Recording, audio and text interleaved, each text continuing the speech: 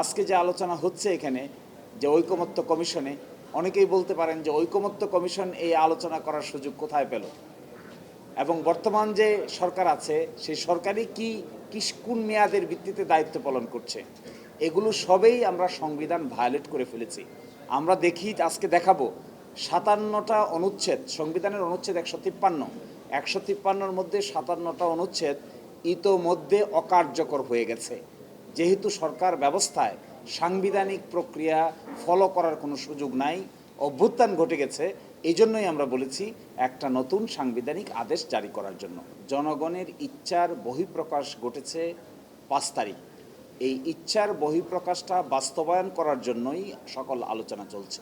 যখন কোনো সংবিধান ছিল না, যখন দেশে কোনো সরকার ছিল না, যখন দেশে কোনো বিচার বিভাগ ছিল না, যখন দেশে সরকার চলে গিয়েছে 5 তারিখ, 6 তারিখ, 7 তারিখ, 8 তারিখে সরকার গঠিত হয়েছে, বলা হয়ে থাকে সাংবিধানিক বিধান অনুযায়ী যে এই সময় জনগণের ইচ্ছা কার্যকর ছিল।